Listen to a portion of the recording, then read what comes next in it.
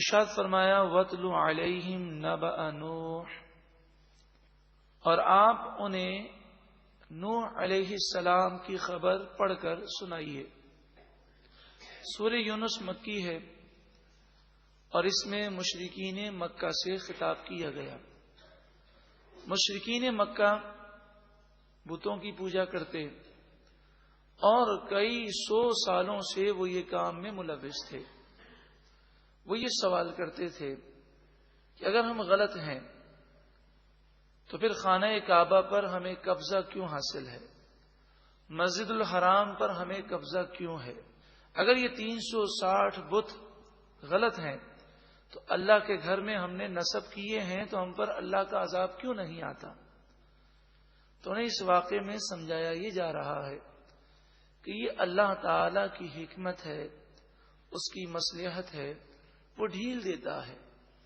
جیسے نوح علیہ السلام کی قوم 950 سال تک حضرت نوح علیہ السلام کے سمجھانے کے باوجود انہوں نے شرک سے اور کفر سے توبہ نہ کی تو 950 سال تک ان پر عذاب نہیں آیا، اور 950 سال تک وہ یہی کہتے رہے کہ صدیاں گزر گئیں، آپ یہ کہہ رہے ہیں کہ گناہ کرو گے، شرک کرو گے، کفر کرو گے تو عذاب آ جائے گا، لیکن ہم پر تو ابھی تک کچھ نہیں آیا۔ فرمایا انہیں 950 سال کی ڈھیل دی گئی، اگر چند سالوں کی تمہیں ڈھیل مل جائے تو تم یہ مت سمجھو کہ تم حق پر ہو، بلکہ حق یہی ہے کہ اللہ کے ساتھ شرک کرنا، کفر کرنا یہ نادانی ہے، اور اسلام کی پیروی کرنا یہی نجات کا باعث ہے۔ وَاتْلُ عَلَيْهِمْ نَبَأَ نوح، اے محبوب آپ ان پر نوح علیہ السلام کی خبر پڑھ کر سنائیے۔ اِذْ قَالَ لِقَوْمِهِ، جب آپ نے اپنی قوم سے فرمایا، یا قومی، اے میری قوم، ان کان کبر علیکم مقامی، اگر میرا قیام کرنا تم پر شاق گزرتا ہے، تمہیں برا لگتا ہے کہ میں 950 سال سے تمہیں تبلیغ کر رہا ہوں، وَتَذْكِيرِي بِآيَاتِ اللَّهِ، اور میں اللہ کی آیتوں کی یاد تمہیں جو دلاتا ہوں، یہ یاد دلانا اگر تمہیں برا لگتا ہے اور تم میرے خلاف سازش کرنے کی تیاری کر رہے ہو اور مجھے شہید کرنا چاہتے ہو، فَعَلَى اللَّهِ تَوَكَّلْتُ، پس اللہ ہی پر میں نے بھروسہ کیا، فَأَجْمِعُوا أَمْرَكُمْ وَشُرَكَاءَكُمْ، پس تم اور تمہارے شریک یعنی بت یہ سب مل کر اپنا کام مضبوط کر لو اور پلاننگ مضبوط کر لو، ثم لا یکن امرکم علیکم غمۃ، پھر اپنے معاملے میں کوئی کجی اور کمی باقی نہ رکھو، ثم قضوا الی، پھر جو ہو سکتا ہے میرے ساتھ کر لو، ولا تنظرون، اور تم مجھے مہلت نہ دو، تمہیں جو ہو سکتا ہے کر لو، میرا بھروسہ اللہ کی ذات پر ہے، میرے ساتھ اللہ ہے۔ آپ کے توکل اور آپ کے بھروسے پر قربان جائیے کہ کہاں آپ اکیلے اور پوری دنیا میں کافر ہی کافر، آپ کے ساتھ صرف 72 یا 80 افراد تھے، وہ ہزاروں لاکھوں کافروں کا مقابلہ نہیں کر سکتے تھے، لیکن آپ کا بھروسہ اللہ کی ذات پر کیسا مستحکم اور مضبوط ہے۔ فَإِن تَوَلَّيْتُمْ، پھر اگر تم پھر گئے اور میری بات تم نہیں مانتے، فَمَا سَأَلْتُكُمْ مِنْ أَجْرٍ، تو میں تم سے کوئی اجرت کا سوال نہیں کرتا، اس تبلیغ دین پر میں کوئی معاوضہ یا مزدوری یا اجرت نہیں مانگتا۔ ان اجری الا علی اللہ، میرا اجر تو اللہ کے ذمہ کرم پر ہے، وہ مجھے ثواب عطا فرمائے گا۔ وہ امرت، اور مجھے حکم دیا گیا ان اکون من المسلمین کہ میں مسلمان ہی رہوں، تو تم مجھے اگر جان سے مارنے کے لیے بھی کوشش کرو گے تو میں اسلام نہیں چھوڑوں گا، کیونکہ مجھے یہ حکم دیا گیا کہ میں اسلام کی حالت پر قائم و دائم رہوں۔ یہ حضرت نوح علیہ السلام فرما رہے ہیں۔ معلوم یہ ہوا کہ ہر نبی نے اور حضرت نوح علیہ السلام نے بھی اسلام کی دعوت دی۔ یہودیت، عیسائیت یا باقی ادیان یہ اپنی طرف سے بنائے گئے ہیں۔ ہر نبی نے اسلام کی دعوت دی۔ توریت، انجیل، زبور، ہر کتاب اسلام ہی کی دعوت دیتی ہے۔ فَكَذَّبُوهُ، پس ان لوگوں نے حضرت نوح علیہ السلام کو جھٹلا دیا۔ فَنَجَّيْنَاهُ، پس ہم نے حضرت نوح علیہ السلام کو نجات دی۔ وَمَن مَّعَهُ فِي الْفُلْكِ، اور جو ان کے ساتھ کشتی میں تھے انہیں بھی ہم نے نجات دی۔ وَجَعَلْنَاهُمْ خَلَائِفَ، اور ہم نے ان کشتی میں موجود لوگوں کو نوح علیہ السلام کی قوم کا خلیفہ بنا دیا۔ یعنی نوح علیہ السلام کی وہ قوم کہ جو کافر تھے وہ طوفان نوح میں تباہ ہو گئے۔ اب کشتی میں 72 یا 80 افراد تھے۔ ان 72 یا 80 افراد میں سے کسی کے یہاں اولاد نہیں ہوئی۔ انہوں نے اپنی طبعی عمر پوری کی اور ان کا انتقال ہو گیا۔ حضرت نوح علیہ السلام کے 4 بیٹے تھے۔ اس میں سے ایک بیٹا وہ کافر نکلا اور وہ طوفان میں غرق ہو گیا۔ باقی 3 بیٹے کشتی میں سوار تھے۔ ان 3 بیٹوں سے اللہ تعالی نے افزائش نسل کا سلسلہ فرمایا۔ یعنی بعد کے جتنے انسان ہیں وہ حضرت نوح علیہ السلام کے 3 بیٹوں کی اولاد میں سے ہیں۔ اس طرح اگر دیکھا جائے تو حضرت آدم علیہ السلام تمام انسانیت کے باپ ہیں، اور پھر طوفان نوح کے بعد حضرت نوح علیہ السلام تمام انسانیت کے باپ ہیں۔ تو اس وقت جتنے انسان ہیں وہ حضرت آدم علیہ السلام کی اولاد بھی ہیں اور حضرت نوح علیہ السلام کی اولاد بھی ہیں۔ وَأَغْرَقْنَا الَّذِينَ كَذَّبُوا بِآيَاتِنَا، اور ہم نے ان لوگوں کو غرق کر دیا جنہوں نے ہماری آیتوں کو جھٹلایا۔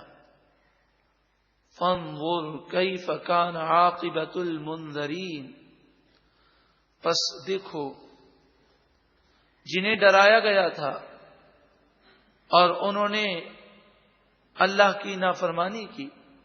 منذرین جنہیں ڈرایا گیا اور پھر بھی اللہ کی نافرمانی کی، ان کا کیسا برا انجام ہوا، اس پر غور کرو۔ عبرت ہے ان لوگوں کے لیے کہ جو اس ڈھیل کو رحمت سمجھ کر توبہ نہیں کرتے بلکہ اور سرکشی پر اتر آتے ہیں۔ حضرت نوح علیہ السلام کا مکمل واقعہ 12ویں پارے میں تفصیل کے ساتھ موجود ہے، اور ہم نے پیچھے بھی اس واقعے کی تفاصیل سماعت کی۔ ثم پھر بعثنا من بعده رسلا الى قومهم، پھر ہم نے حضرت نوح علیہ السلام کے بعد لوگوں کی طرف کئی رسول بھیجے۔ حضرت ہود علیہ السلام، حضرت صالح علیہ السلام، حضرت شعیب علیہ السلام، حضرت لوط علیہ السلام، یعنی حضرت موسیٰ علیہ السلام سے پہلے جتنے رسول بھیجے گئے ان سب کا ذکر ہے، اور پھر آگے حضرت موسیٰ علیہ السلام کا ذکر ہے۔ فَجَاءُوهُمْ بِالْبَيِّنَاتِ، پس وہ رسول ان کے پاس روشن دلائل اور روشن نشانیاں لے کر آئے۔ قوم کو کوئی شک نہ تھا کہ یہ سچے رسول نہیں ہیں۔ ایسے دلائل واضح کر دیے کہ ہر آدمی اس بات کو یقین کر لے کہ یہ اللہ کے بھیجے ہوئے رسول ہیں۔ فما كانوا ليؤمنوا بما كذبوا به من قبل، پس جس چیز کو وہ پہلے جھٹلا چکے تھے پھر اس پر وہ ایمان نہ لائے۔ کافروں کا یہ طریقہ ہے، ایک دفعہ وہ کسی چیز کا انکار کر دیں اور کسی گناہ میں ملوث ہو جائیں، پھر انہیں کوئی نصیحت کرے تو اکثر کافر اس نصیحت کو قبول نہیں کرتے، وہ اپنے رسم و رواج، اپنے آباء و اجداد کے طریقوں پر چلتے ہیں۔ لیکن مومن ایسا نہیں ہوتا، خوش نصیب ایسے نہیں ہوتے، وہ ہر دن اپنی اصلاح کی فکر کرتے ہیں، اپنے اندر خامیوں کو، خرابیوں کو ڈھونڈ کر وہ اسے دور کرنے کی کوشش کرتے ہیں۔ کذالک، اسی طرح، نطبع علی قلوب المعتدین، حد سے بڑھنے والوں کے دلوں پر ہم نے مہر لگا دی، جنہوں نے سرکشی کی، کفر کیا، گناہ کیے، تو گناہوں کی کثرت کی وجہ سے ان کے دل سیاہ ہو گئے، اب وہ کسی نصیحت کو قبول نہیں کرتے۔ مفسرین بیان فرماتے ہیں کہ جس مسلمان پر نصیحت کا اثر نہ ہو، اس کی آنکھوں سے کبھی خوف خدا میں آنسو نہ نکلیں، گناہ کرنے کے بعد شرمندگی نہ ہو، بلکہ نعوذ باللہ من ذالک خوشی ہو، تو اسے ڈر جانا چاہیے کہ کہیں اس کے دل پر مہر تو لگا نہیں دی گئی، کہیں اس کے دل پر مہر تو نہیں، کہیں اس کا دل سیاہ تو نہیں ہو گیا، کہیں اس کا دل سخت تو نہیں ہو گیا۔ اللہ تعالی ہمارے دلوں کی سختی کو دور فرمائے اور دل کو ایسا نور کر دے کہ نصیحت کی باتیں اثر کریں، اور خوف خدا میں، عشق رسول میں اللہ تعالی ہمیں رونے والی آنکھیں اور تڑپنے والا دل عطا فرمائے۔ ثم، پھر، بعثنا من بعدہم موسیٰ و ہارون، پھر ہم نے ان کے بعد، ان نبیوں اور رسولوں کے بعد، حضرت موسیٰ اور حضرت ہارون علیہم السلام کو بھیجا، الی فرعون و ملئہ، فرعون اور اس کی قوم کے سرداروں کی طرف۔ سوال یہ ہے کہ موسیٰ علیہ السلام اور حضرت ہارون علیہ السلام، آپ تو تمام مصر کے رہنے والوں کی طرف بھیجے گئے، لیکن قرآن پاک نے فرعون کا ذکر کیا اور مالداروں، سرداروں کا ذکر کیا۔ مفسرین اس کی وجہ یہ بیان فرماتے ہیں کہ اصل میں ساری خرابی حکمرانوں کی طرف سے آتی ہے، اصل میں ساری خرابی کی جڑ قوم کے سردار، چودھری، نواب اور اس طرح کے لوگ ہوتے ہیں۔ غریب عوام تو ان کے پیچھے چلتی ہے، غریب عوام اپنی عقل کو استعمال ہی نہیں کرتے۔ اگر حکمراں نیک ہوں تو لوگ نیکی کی طرف مائل ہوتے ہیں، اگر حکمراں روشن خیالی کے نام پر بے حیائی کو پھیلائیں تو لوگ بے حیائی کی طرف چلے جاتے ہیں۔ لیکن مسلمان ایسا نہیں ہوتا، مسلمان حکمرانوں کو اور مالداروں کو یا افسروں کو نہیں دیکھتا، مسلمان یہ دیکھتا ہے کہ میرے رب کا کیا حکم ہے، میرے رسول کا کیا حکم ہے۔ اور پھر دوسری بات یہ ہے کہ اگر فرعون راہ راست پر آ جائے اور بڑے بڑے مالدار اور سردار راہ راست پر آ جائیں تو پھر پوری قوم کا راہ راست پر آ جانا ایک بہت آسان امر ہے۔ بِآیاتنا، ہماری آیتوں کے ساتھ، ہماری نشانیوں کے ساتھ موسیٰ علیہ السلام اور ہارون علیہ السلام کو ہم نے بھیجا۔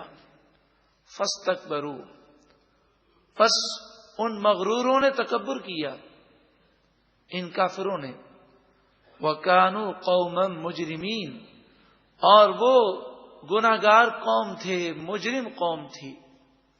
فلما، پس جب، جاءہم الحق، ان کے پاس حق آ گیا، واضح ہو گیا کہ حضرت موسیٰ علیہ السلام سچے اللہ کے نبی اور رسول ہیں، من عندنا، ہماری طرف سے حق آ گیا، قالو، تو انہوں نے حق کو اس طرح جھٹلایا، وہ بولے، ان ھذا لسحر مبین، بے شک یہ تو ضرور کھلا جادو ہے۔ یعنی پہلے تو انہوں نے نشانیاں مانگی۔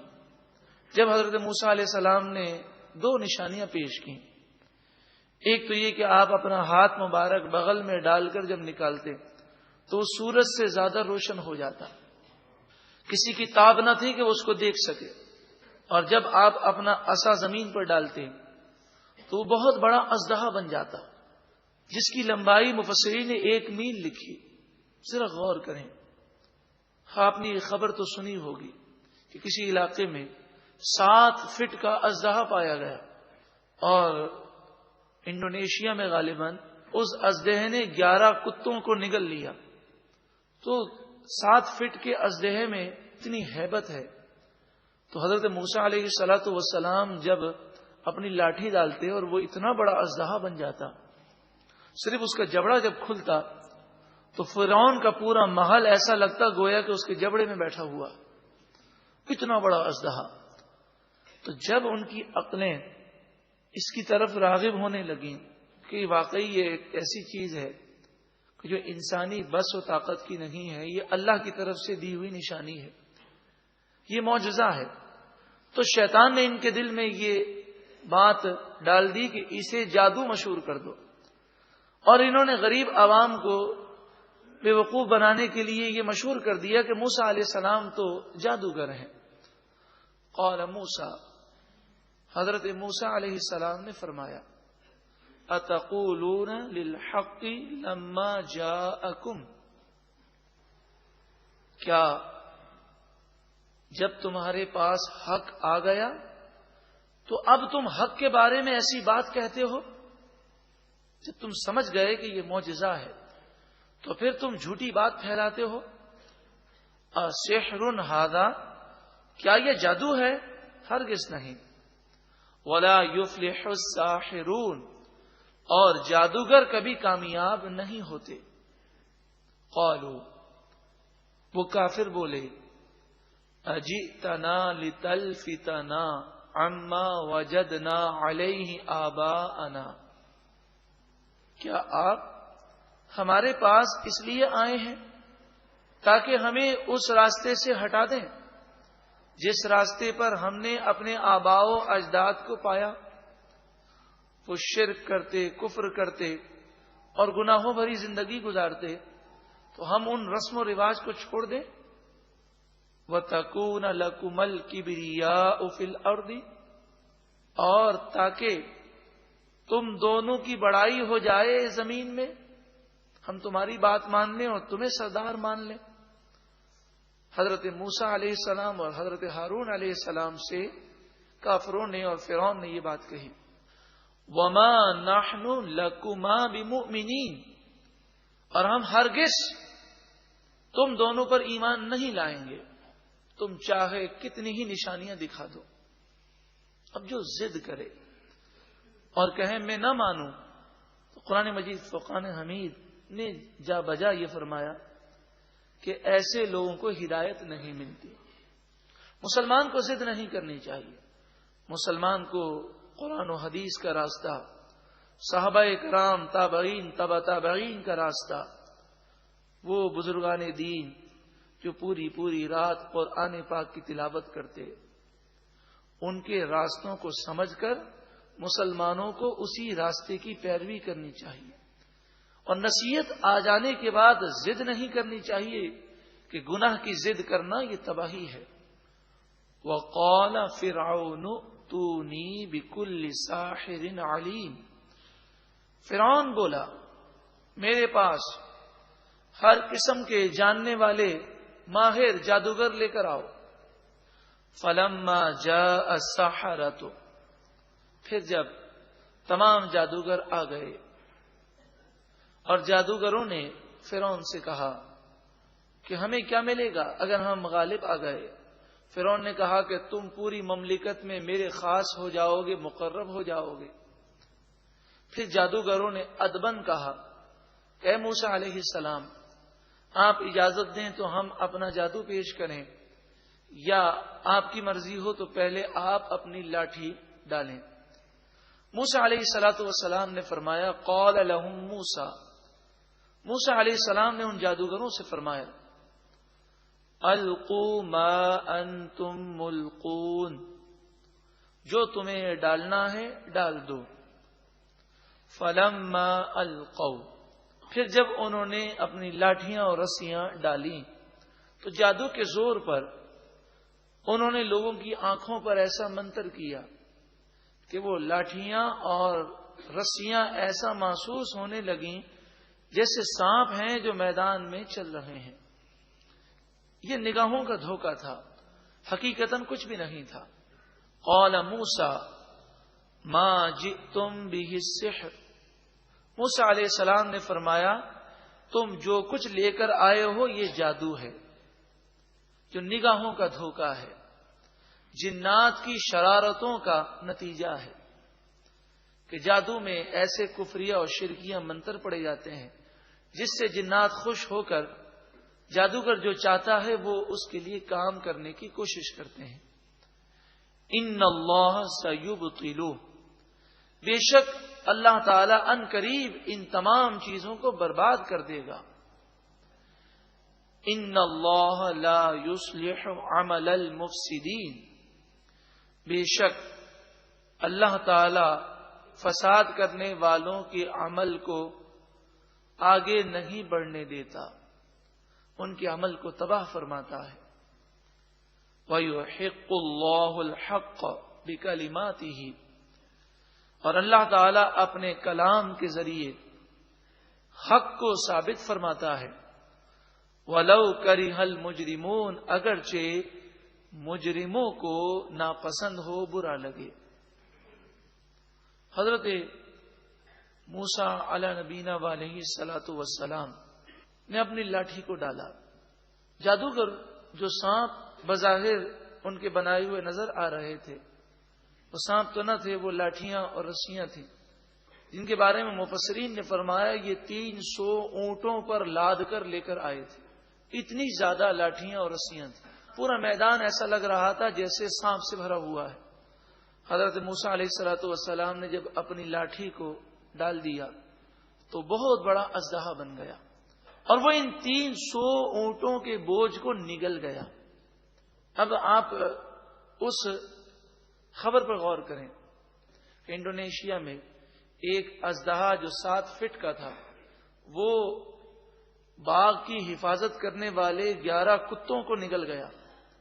تو جب 7 فٹ کا اژدہا 11 کتوں کو نگل سکتا ہے تو حضرت موسیٰ علیہ الصلوۃ والسلام کا جو اژدہا یہ تو معجزہ تھا، تو کیا وہ 300 اونٹوں کے بوجھ کو نگل نہیں سکتا؟ یہ میں نے وضاحت اس لیے کی کہ بعض لوگ مغرب سے اور میڈیا سے اس قدر متاثر ہو جاتے ہیں کہ ہر چیز کو اپنی عقل پر تولنے لگتے ہیں. اب کوئی چیز اگر ان کی عقل میں نہ آئے تو وہ یہ نہیں سمجھتے کہ ہماری عقل کا قصور ہے.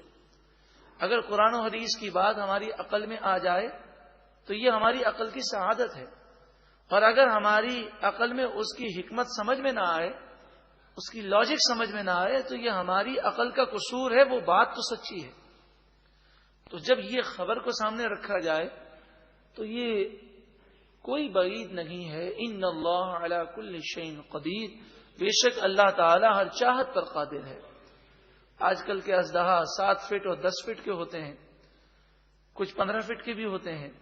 تو حضرت موسیٰ علیہ الصلوۃ والسلام کا وہ اژدہا کہ جو معجزہ تھا، اگر وہ 1 میل تک بڑا ہو اور اس کا جبڑا اتنا بڑا ہو تو یہ کوئی ناممکنات میں سے نہیں ہے. اللہ تعالیٰ جو چاہے کر سکتا ہے. اب جب یہ اژدہا سارے اونٹ کے بوجھ کو یعنی لاٹھیوں اور رسیوں کو نگل گیا، موسیٰ علیہ السلام نے اپنا ہاتھ رکھا تو دوبارہ لاٹھی بن گیا. جادوگر فوراً سجدے میں گر گئے اور ایمان لے آئے.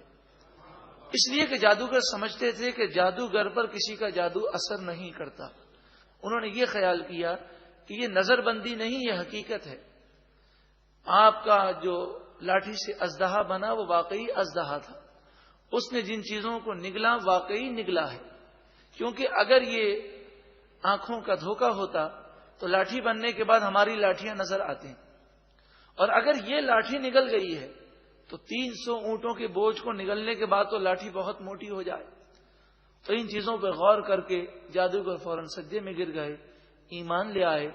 فرعون نے انہیں سخت سزائیں دیں مگر پھر بھی وہ ایمان سے نہ پھرے، اور حضرت موسیٰ علیہ السلام سے مقابلہ شروع کرنے سے پہلے انہوں نے ادباً یہ کہا تھا، اے موسیٰ علیہ السلام اگر آپ اجازت دیں تو ہم اپنی لاٹھیاں ڈالیں. اس ادب کی وجہ سے اللہ نے انہیں ایمان کی دولت عطا فرمائی، اور ایسی دولت عطا فرمائی کہ فرعون نے انہیں درخت پر لٹکایا اور ان کے ہاتھوں اور پاؤں میں کیلیں ڈالیں اور کیلیں ٹھونک کر کیلیں جسم سے آر پار کر دیں. انہوں نے کہا تو کچھ بھی کر لے ہم اس ایمان کو نہیں چھوڑیں گے. تو جو باادب ہوتا ہے اللہ تعالیٰ اسے ایسا ایمان عطا فرماتا ہے کہ وہ ایمان پر اسے مضبوطی مل جاتی ہے. ارشاد فرمایا وَاتْلُ عَلَيْهِمْ نَبَأَ نُوحٍ، اور آپ انہیں نوح علیہ السلام کی خبر پڑھ کر سنائیے. سورہ یونس مکی ہے.